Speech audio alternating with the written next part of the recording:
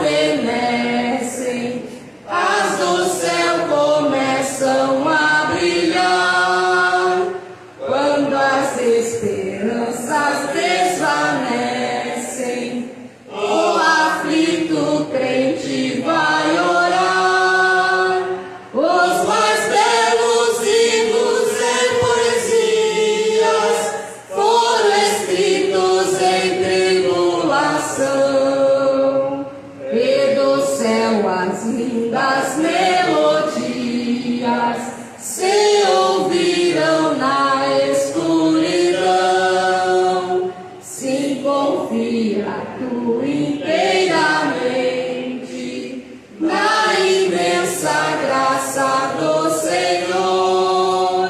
Seja de ti longe o desalento e confia no seu santo amor. Aleluia, seja a divisa do herói todo vencedor, e do céu mais forte vem a brisa que te leva ao seio do Senhor. Amém.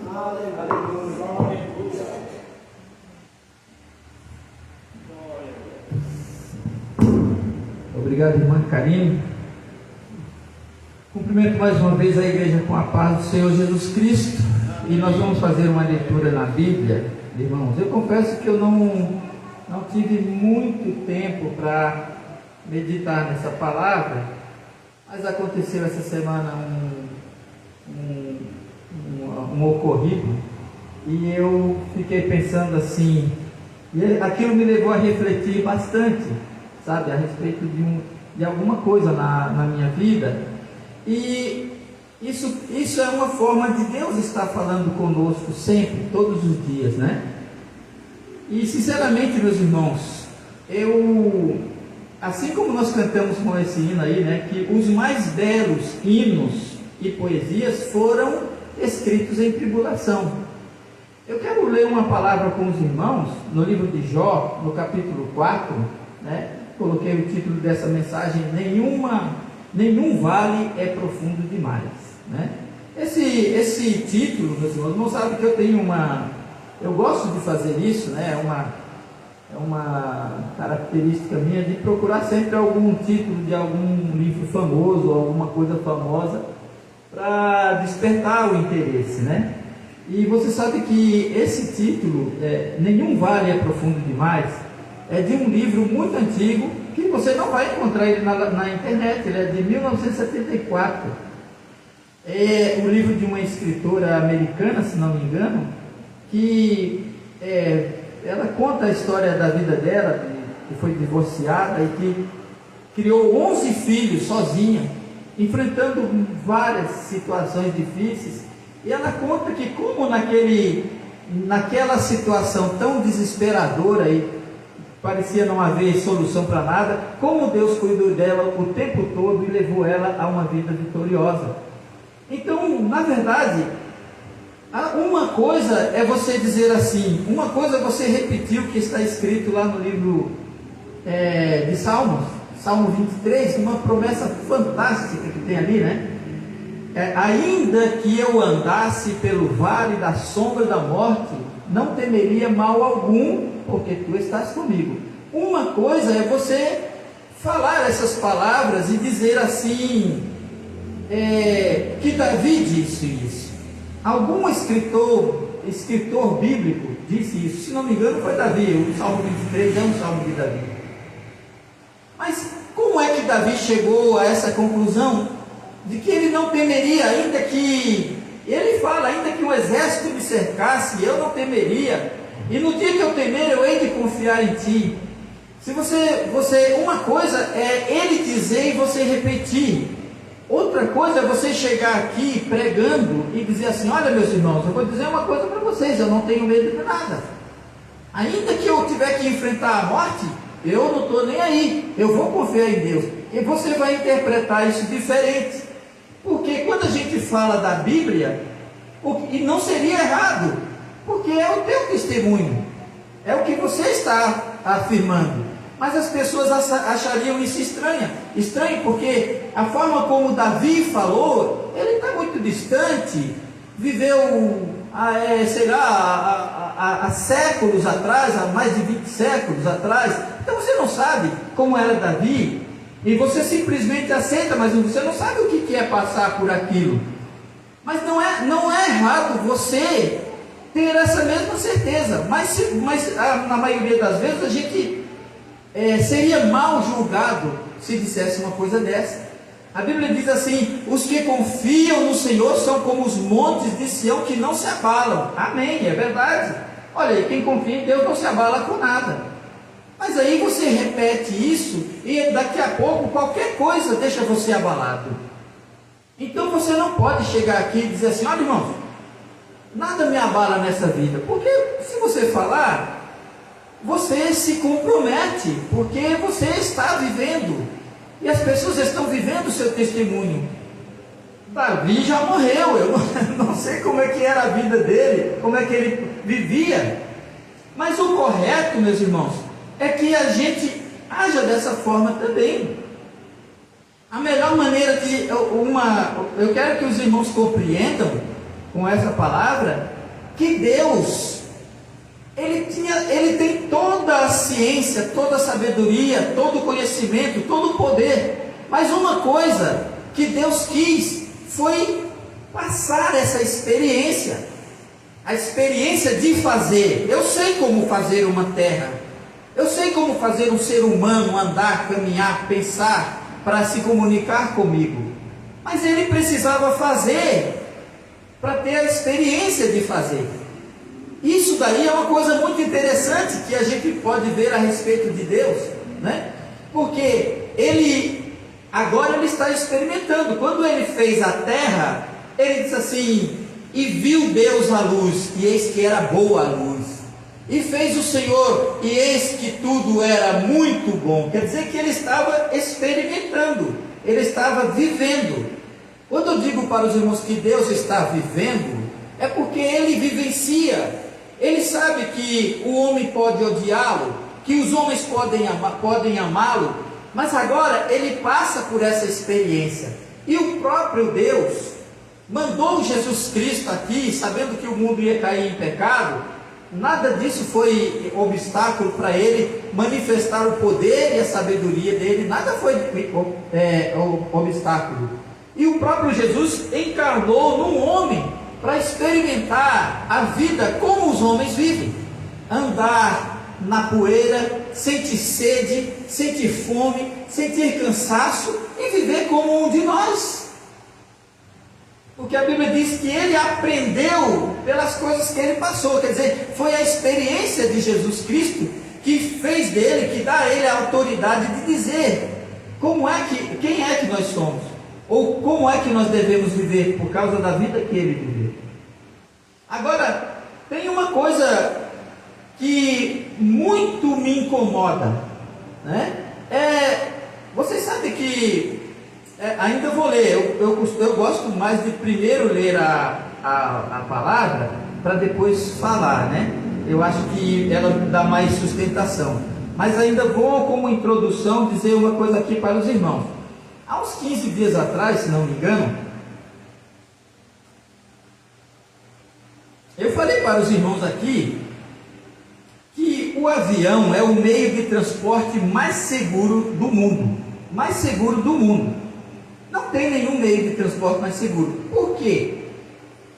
Porque, meus irmãos, qualquer outro meio de transporte que der algum problema ou alguma dificuldade, ele tem recursos, seja se está no mar, se está na estrada, se é um trem, se é um carro, se é uma coisa. Mas um avião, depois que ele levanta voo, eu expliquei aqui para os irmãos, ele está só, ele depende única e exclusivamente dele mesmo.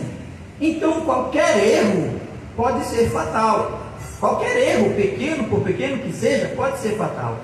O que tornou a aviação, os aviões, o transporte mais seguro? É porque nenhum acidente, nenhum transporte, outro meio de transporte, eles levam tão a sério tudo que dá de errado no avião. Pode ser a coisa mínima. Não tem esse negócio de dizer assim, olha, esse avião caiu porque tem essa alavanca aqui, essa daqui é para levantar voo, essa daqui é para direcionar, e o piloto se confundiu, então a culpa é dele. Tá, ele descobriu que a culpa era do piloto, mas o que ele vai fazer? Vamos deixar assim? Não. Então, se ele confundiu, é porque a gente tem que dar um jeito de que não haja mais uma confusão. Então, vamos botar ele bem longe, ou então um bip, que dê um apito forte para ele saber que está segurando a parte errada. Então, eles sempre fazem alguma coisa, eles não ficam assim, olhando, o que foi? A culpa foi disso, a culpa foi daquilo. Não, eles resolvem o problema. Se ele se confundiu, então nós vamos fazer alguma coisa para que, ainda que seja culpa dele, mas nós não vamos mais deixar ele se confundir. Esse problema aqui está resolvido para sempre. E funciona. Agora, o nosso problema é que nós não nos corrigimos. Nós não corrigimos a nós mesmos como a Bíblia manda. Assim, o apóstolo Paulo diz assim: antes eu subjugo o meu corpo e reduzo a servidão, para que, pregando a outros, não venha eu mesmo a ser reprovado. E veja só, meus irmãos, porque quem prega a palavra de Deus, quem ensina, ou não é só quem prega, qualquer crente, qualquer cristão, ele é uma testemunha de Jesus Cristo. E se ele chega para uma pessoa, ele vai dizer assim: olha, eu vejo que você é uma pessoa cheia de problemas, vai lá na minha igreja, Jesus vai te dar uma vitória, Jesus vai te abençoar, tá? Aí o dia que essa pessoa, se você estiver numa luta muito grande, como é que você vai dizer isso para ela? Se você está com o mesmo problema. Agora veja o que está escrito no livro de Jó, no capítulo 4, versículo 1.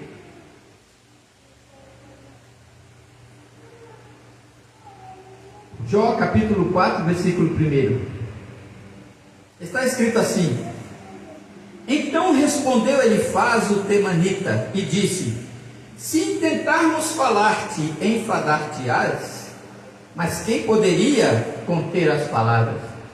Eis que ensinastes a muitos e tens fortalecido as mãos fracas.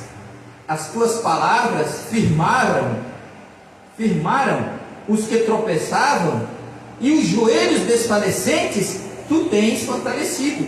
Mas agora que se trata de ti, te enfadas, e tocando-te a ti, te perturbas.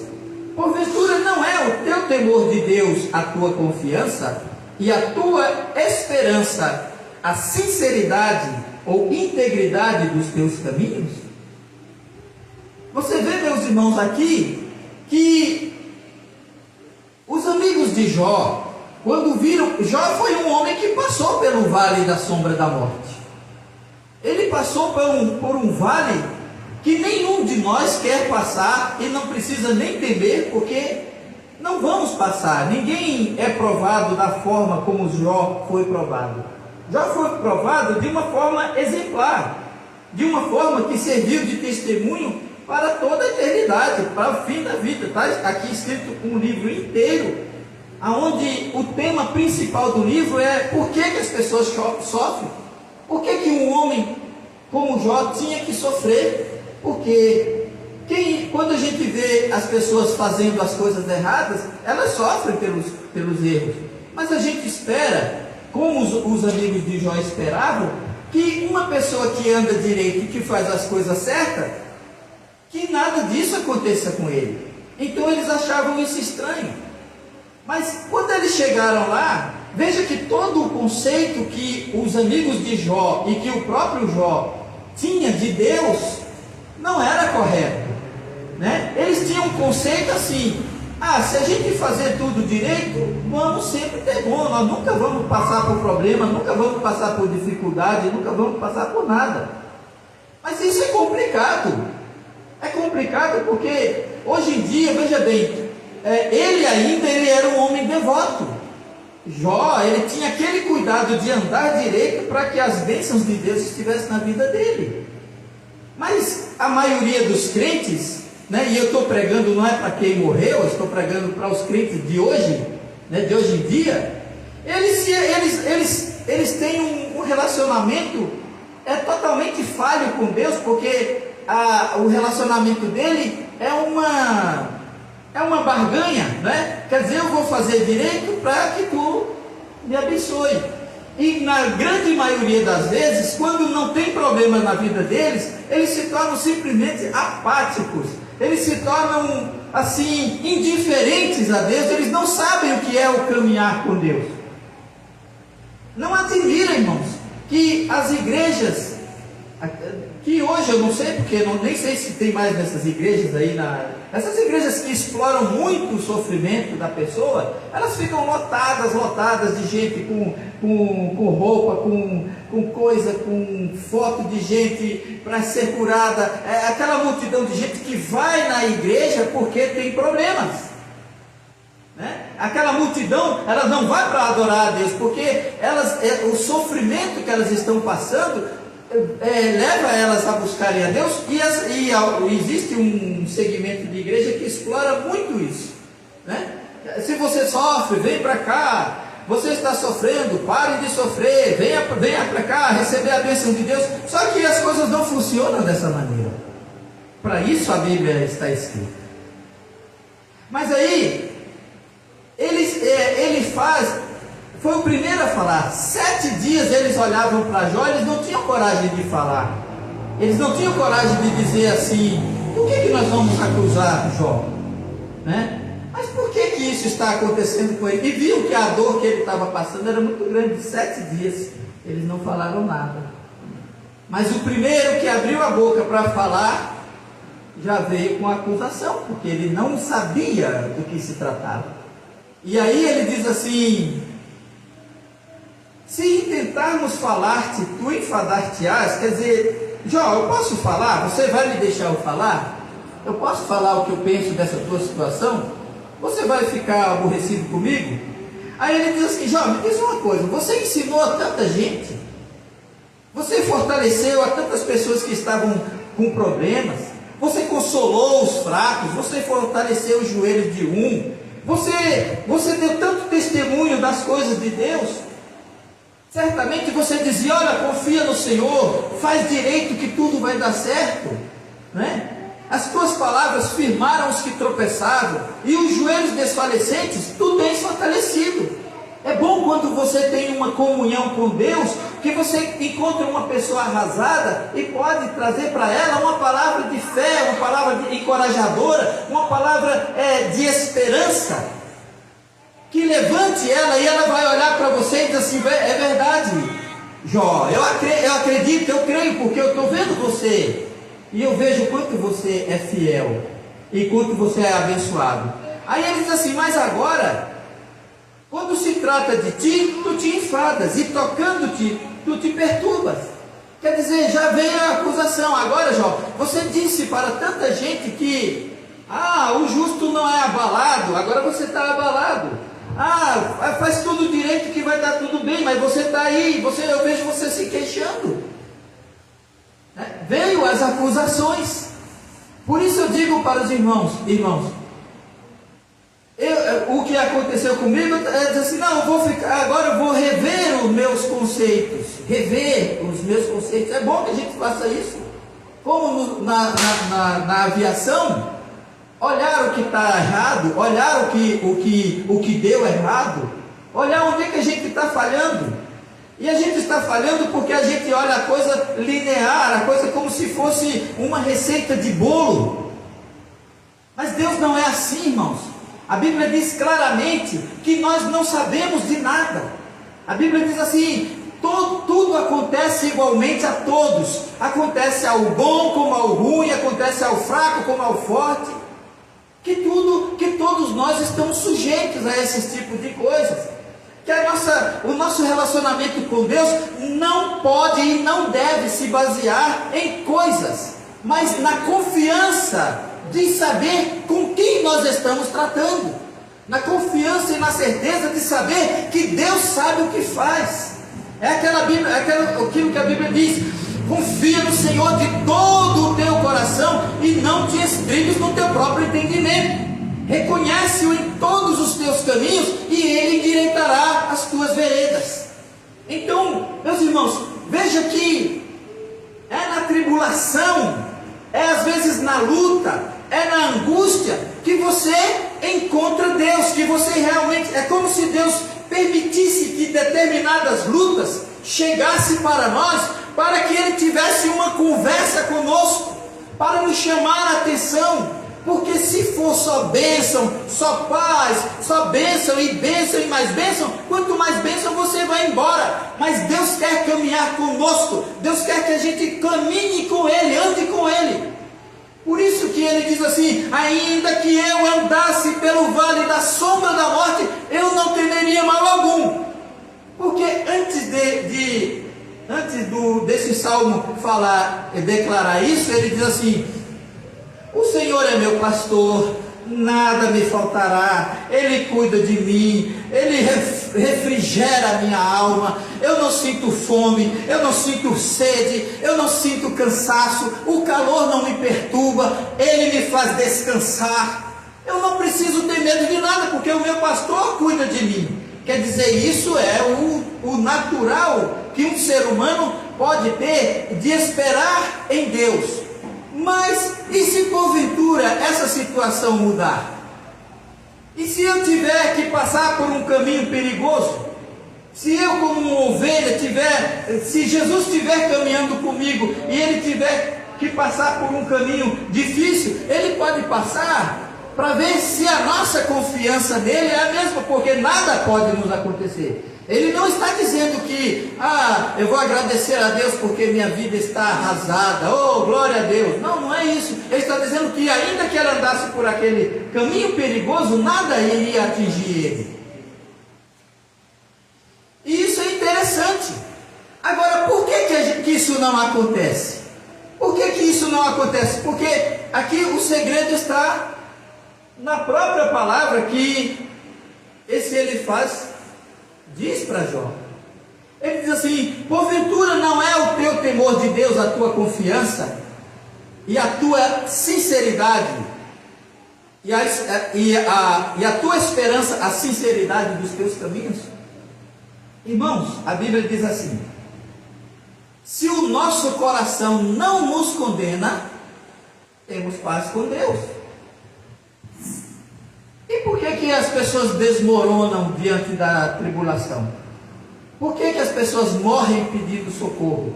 Por que as pessoas perecem no meio do perigo e não são ajudadas por Deus? Porque na verdade eles não andam com Deus. Porque Jó tem uma coisa que nenhuma acusação podia atingi-lo. E sabe o que era? A integridade dele, a consciência limpa. Diz assim: olha, isso está acontecendo comigo, mas não é culpa minha. Eu não fiz nada para merecer isso. Porque, preste atenção, os irmãos, quando vem qualquer dificuldade sobre a nossa vida, e a Bíblia diz que as dificuldades elas vêm, né? E quando vem uma dificuldade sobre a nossa vida, a primeira coisa que vai nos condenar é a nossa própria consciência. E a nossa consciência vai dizer: ai meu Deus, porque aí você entra em desespero. Você entra em desespero porque você se sente culpado. Você não tem condições de orar a Deus. Você diz assim: Deus não vai me ouvir agora. Por quê? Porque você estava no caminho errado. Jó, ele tinha a confiança dele. Aí no capítulo 31 de Jó, ele faz uma retrospectiva da vida dele. Ele diz assim: peraí, eu vou fazer uma avaliação, vamos ver onde é que eu errei, onde é que está errado, que eu estou passando por isso, o que foi que eu fiz? Porque também na aviação tem isso, existe a fatalidade, quer dizer, quando não há erro humano, não há erro de nada, existe uma fatalidade, né? Quer dizer, uma tempestade muito forte, imprevisível, né? Pode derrubar um avião onde não tem elemento perfeito que possa impedir aquilo. Então existe uma fatalidade. Então quando Jó olha para ele e diz assim: olha, eu andei dessa maneira, eu vou defender meu direito diante de Deus, como príncipe me apresentarei a Deus e direi isso assim. Isso deveria haver em nós, irmãos. E quando a gente fala assim, não estamos querendo dizer que você tenha que ser uma pessoa perfeita, que você não erre, porque na verdade a perfeição não é em nós, mas sim no nosso relacionamento com Deus, relacionamento de sinceridade e de verdade, né? Um relacionamento onde a confiança é tudo. E quando você tem confiança em Deus, você se tranca no quarto e diz o que está se passando com a sua vida. Você não fica enganando nem a si mesmo, nem aos outros, e nem escondendo de Deus. Você aprendeu a confiar nele, porque ele sabe quem você é, e ele sabe por onde você anda. Porque, irmãos, o nosso relacionamento, imagine, se uma autoridade aí encontra o filho dele estiver bêbado na rua e tudo mais, aí prende lá, aí chega lá no delegado lá, prendemos 4 caras aí que estavam fazendo arruaça na rua, no meio da rua, aí traz para o delegado. Aí o delegado diz assim: bota eles lá. Aí vai olhar, como é o nome dele? Fulano, deixa eu ver quem que é. É o filho dele. O que vocês acham que vai acontecer? Ele vai livrar. Ele vai livrar porque o sentimento de pai é maior, a autoridade está ali com ele. Ele vai dizer: não, tira ele daí, manda ele para casa. Dá uma bronca dele, fogo daqui, desaparece. Se ele quiser livrar os outros, ele livra, mas se ele não quiser, o dele ele livra. Então você tem que entender que você tem com Deus um relacionamento de pai e filho. Satanás não pode te acusar de nada diante de Deus. Nenhum homem, nem mulher pode te acusar de nada. Diz assim: nesse aqui você não toca. Está escrito no Salmo 42, se não me engano: bem-aventurado o homem a quem o Senhor não imputa o pecado, em cujo coração não há engano. Bem-aventurado o homem que o Senhor encobre os seus pecados, porque é assim que o pai faz. Você sabe que existe até um dispositivo na lei onde o pai e a mãe podem sim esconder o filho dele, por mais errado que ele seja, se ele é um criminoso, seja isso, mas ele pode, outra pessoa não, mas eles podem. E o nosso relacionamento com Deus é um relacionamento de pai e de filho. E se Deus quiser pegar e abrir uma cadeia e dizer assim: sai para fora Paulo e João e tudo mais, e alguém disser assim: com que autoridade tu diz isso? Eu sou maior do que você. Aí Jesus chega com uma mulher, e aí todo mundo quer apedrejar. Você tem que apedrejar porque essa mulher foi pega em adultério. Tá bom, é verdade. Quem não tiver em pecado e que se entre vocês não tiver nenhum adúltero, então atire pedra nela. Todo mundo foi embora. Autoridade de Deus. Um relacionamento que a gente deve ter, um relacionamento verdadeiro com Deus, um relacionamento sem dolo. Alguns dizem que é dolo, eu acho ridículo falar isso, é dolo mesmo, né? Então, que é engano. Um relacionamento onde não há engano, onde seu relacionamento com Deus é aberto, é franco, é direto, porque você confia em Deus, porque Ele sabe quem você é. Quando Ele te chamou, Ele conhecia tuas fraquezas, teus defeitos, o teu caráter, tuas necessidades, tuas dificuldades. Ele sabe quem você não vai surpreender a Deus nunca, porque Deus sabe quem você é. O que nós precisamos é desenvolver um relacionamento perfeito e fiel, que não venha coberto de hipocrisia, de estar somente quando as coisas estão bem. Se as coisas ficam mal, graças a Deus. Por quê? Porque Deus está me guiando por um caminho que Ele sabe onde vai dar, e lá no final vai dar tudo certo. É assim que se faz. Você não se abala. A gente pode dizer: meu Deus, nada pode me abalar a minha confiança em Deus. Mas você não tem condições de traçar um quadro que poderia te deixar realmente abalado. E aí, o que Deus espera de nós? Humildade chegar e confessar para Deus: Deus, me livra, me guarda, eu sou tão fraco, eu sou tão pobre, me ajuda, não é? Eu quero essa verdade na minha vida, Senhor, mas eu quero ser franco contigo. Eu tenho medo, eu tenho muito medo, porque eu acho que a pior coisa que eu aprendi de uns 20 anos para cá, a respeito dos outros, não de mim, é que os crentes não sabem orar. Não sabem orar. A oração não é um monólogo. A gente não chega, não se vira para a porta ou com a parede e fica falando com a parede. A gente pergunta, a gente fala, Deus escuta. Terminou de falar, agora escuta. Escuta Deus te falar, Ele vai te falar. Porque Deus conversa.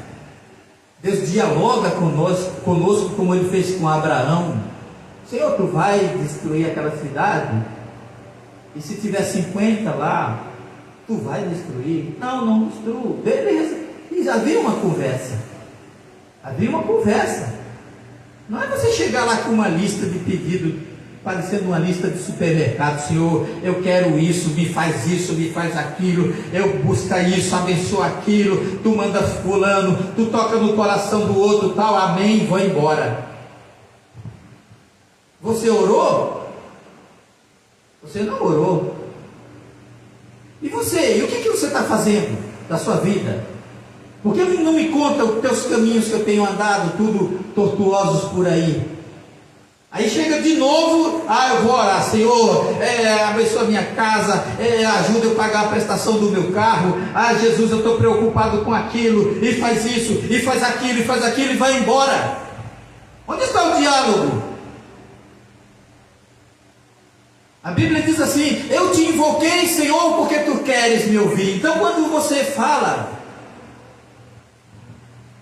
primeiro, quando a gente se ajoelha e que diz assim: Jesus, se eu estiver caminhando por a rua, pelo meio da rua ali, e alguém disser assim: Roberto, eu sigo o meu caminho. Genival, eu vou embora. Ô Margarida, eu não estou nem aí. Mas se alguém diz assim: Ronaldo, eu digo: eu quero saber quem é que está me chamando. Quando você diz Jesus, você invoca o nome dele. Invocar é chamar atenção. Ele não fica passivo, como você não fica. Quando alguém toca no seu nome, toca em você. E você fala assim: Jesus, Filho do Deus Altíssimo.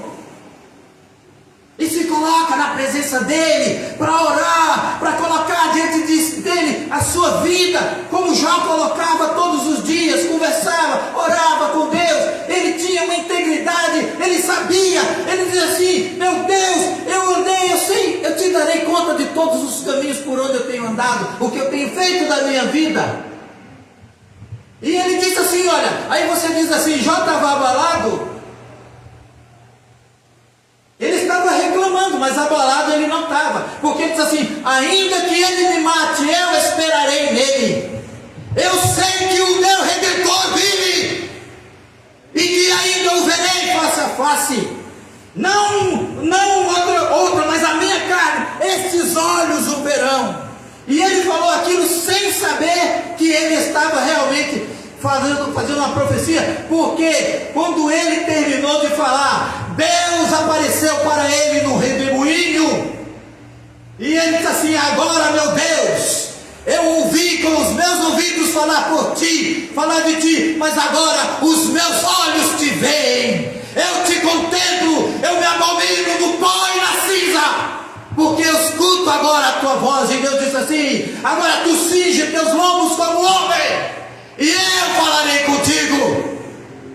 Porque tu tem falado, agora é a minha vez de falar. Os crentes não sabem isso, não sabem o que é. Marque um culto de oração, e até essas cadeiras vão voando embora para casa, porque eles não sabem o que é uma oração. Crente tem medo de oração, tem pavor de oração. Mas Deus apresentou-se para Jó porque escutou. Eu escutei, Jó, Senhor, você falar. Agora você se prepare que eu vou falar com você. Eu vou te dar uma resposta a tudo que tu me perguntou. Onde estava você quando eu fiz o mundo? Irmãos, Deus vive eternamente, e Ele criou isso aqui porque é a vida dEle, é Ele desfrutando da sabedoria, do poder e da glória que Ele tem para nos mostrar o seu poder, sua força, sua glória. Eu não sei o que os crentes que não fazem nada pensam em ir lá para o céu. A Bíblia diz assim, que os seus servos os servirão.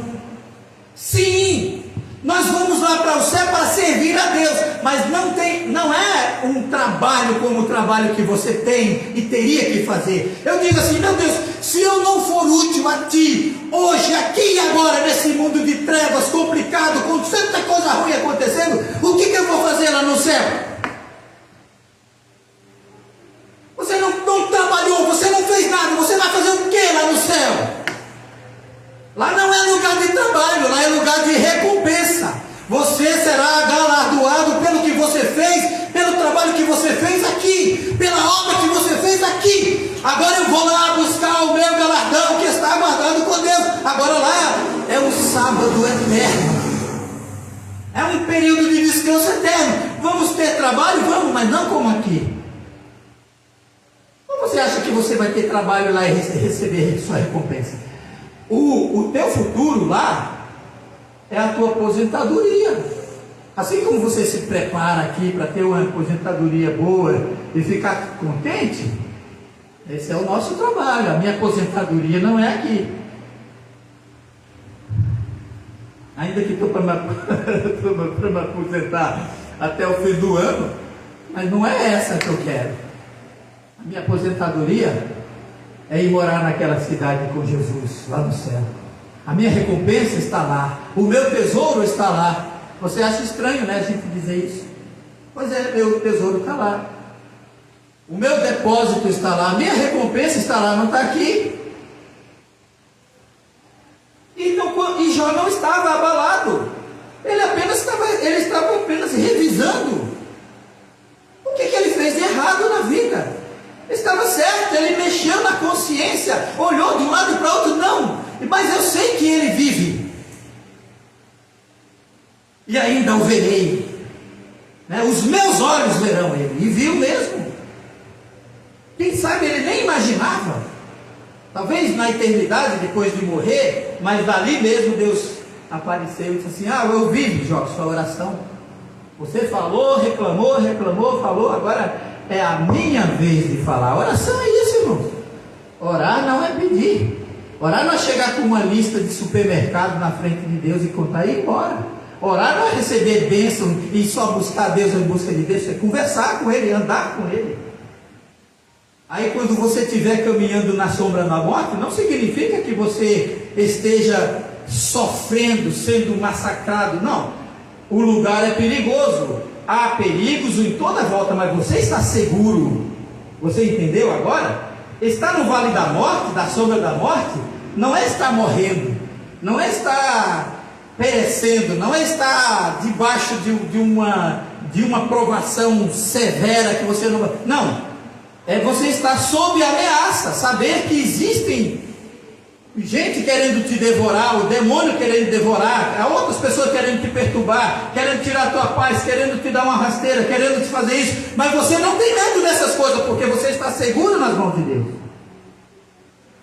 Tipo assim, a ovelha diz assim: ainda que eu andasse pelo vale da sombra da morte, por quê? Porque está cheio de lobo aqui, nessa escuridão, um lobo pode pular dali, outro pode pular, mas eu não estou ligando, eu estou sabendo que estou num lugar perigoso, mas eu confio no cajado do meu pastor, na vara que está na mão dele. Vara para dar no lobo, o cajado para guiar, e a vara é para afastar de perto da ovelha aquele mal. Mas ele está sob ameaça.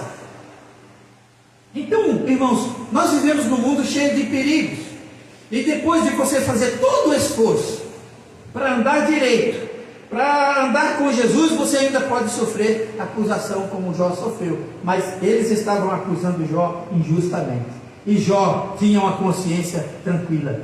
É isso que nós devemos ter.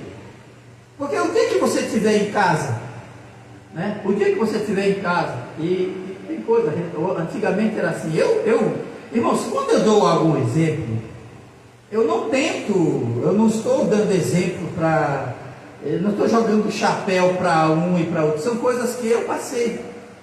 E antigamente, quando o telefone, eu passei uma situação, que quando o telefone tocava, eu estremecia, porque a gente não sabia, era sempre alguém perturbando. Aí é Ronaldo Antônio da Silva, é você? Meu Deus, o meu irmão, ele sempre dizia assim, Ronaldo, quando eu atendo o telefone, que o cara fala o meu nome todo assim, eu desligo porque é pepino. Se ele falar, oi Ronaldo, tudo bem? Tudo bem, agora se você, aí é o Ronaldo fulano de tal? Não é aqui.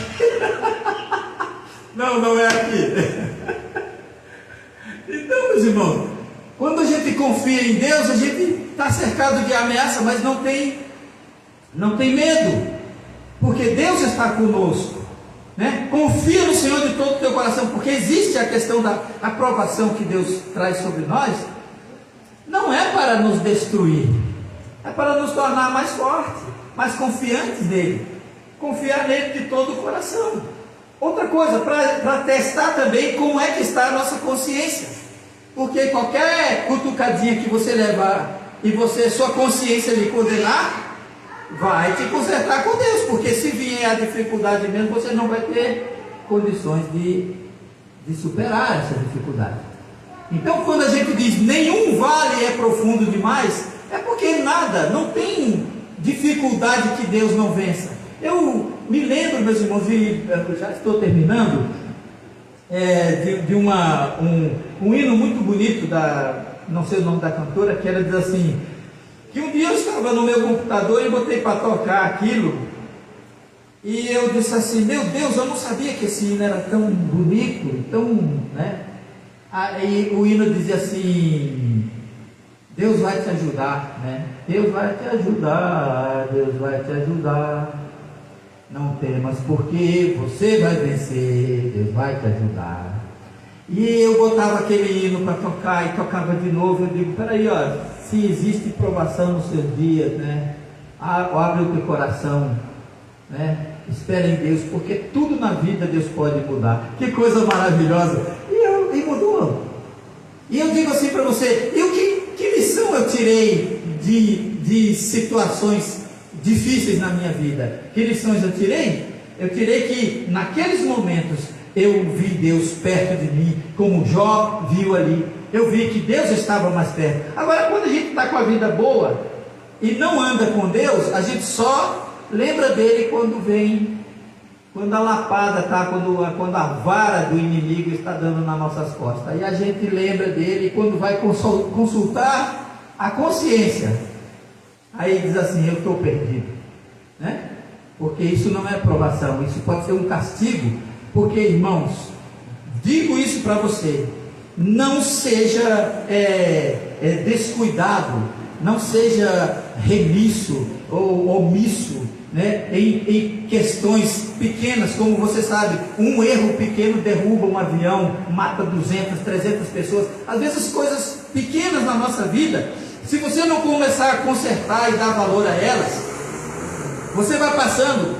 Eu vou falar coisas minhas, tá? Aí você diz assim, tem lá uns pratos na pia lá, eu digo, de tarde amanhã de tardezinha, quando eu voltar, eu lavo esses pratos. Aí eu pego, paro, aí eu me lembro da palavra que diz assim, não deixe para depois ou para amanhã o que você pode fazer hoje. Então não deixe para depois o que você pode fazer agora. Peraí, o que me impede de fazer agora? Eu digo, nada. Então eu volto e faço aquilo. Aí os irmãos dizem assim, Ronaldo, isso daí vai mudar a minha vida? Vai.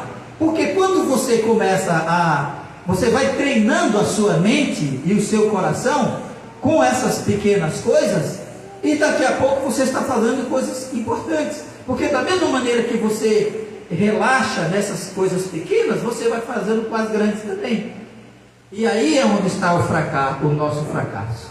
Então, meus irmãos, se consertar sempre, examinar a nossa consciência, Porque se a luta chegar e nós tivermos com uma consciência limpa diante de Deus, não haverá vale profundo demais. Você não vai morrer em lágrimas. Você não vai se atirar e chorar e morrer sozinho. Não, você vai se levantar. Você vai se levantar na força do Senhor e vai dizer assim: Deus vai me tirar dessa porque o Senhor está comigo.